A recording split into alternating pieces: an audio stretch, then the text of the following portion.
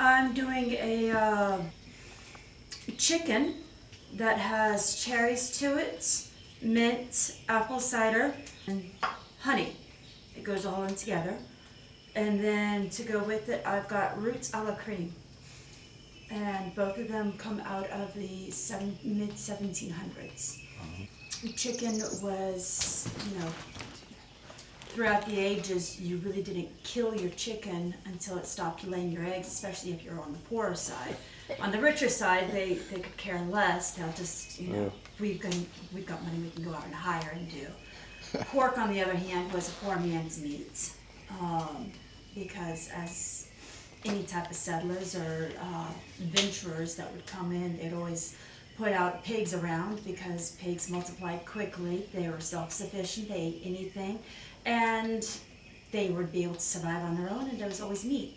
However, the natives, they didn't like that because they multiplied quickly. They ate anything and everything, and they were too self-efficient. So yeah, no, the natives did not like that. But pork became a poor man's meat because it was so plentiful on it. Later on, as things came over here to the colonies, to preserve from shipping or even keeping, we would salt pack our porks and our beefs. So we would take like a nice sized barrel, put a layer of salt to it, put a layer of meat, layer of salt, layer of meat, layer of salt, and that efficiently kept it almost dehydrated of sorts. It made it a little bit on the tougher side, but certainly it was still good to eat.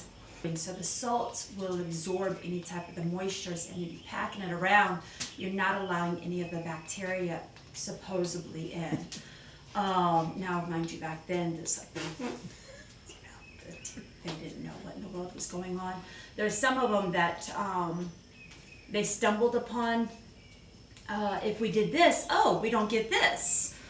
They were very believing that you didn't eat your bread the day that it was baked, because oftentimes the bread itself, the yeast caused upset stomachs, if you will. Because, I mean, you're talking about people who are drinking beer, ale, wines, and now this. So that's a lot of yeast going on in there. So they actually would save it for the next day over. And the bread wasn't eaten like bread that you and I would eat today. It was actually used as soppers for our soups and whatnot.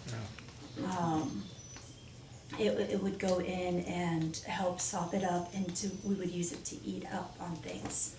The term your sandwich really didn't come around until, well, about the mid 1700s, and it was some rich guy, Earl or something over there in England, that couldn't be bothered getting up. At least this is the tale that they say it is the Earl of Sandwich.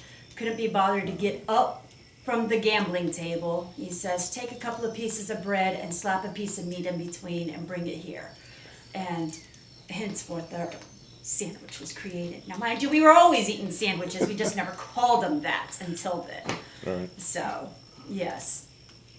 But just to give an idea, and this really hasn't changed from the medieval going up to the Renaissance and the colonial, just to give you an idea of it, if you can afford 3 ships to go from England down to Spice Islands for nothing more than just your cinnamon, you either building the ships, you're hiring the ships, then you have to hire the men to work the ships. This is a lot of money that you're investing to go from England down to Spice Islands for nothing more than just your cinnamon. Now, you lose 2 of those ships straight down to the bottom of the sea. It's a lot of money that you just lost. But that one ship that makes it back to port, back to England, back to you, you wouldn't have to work another day in your life, nor any child that needs begot from you. Wow.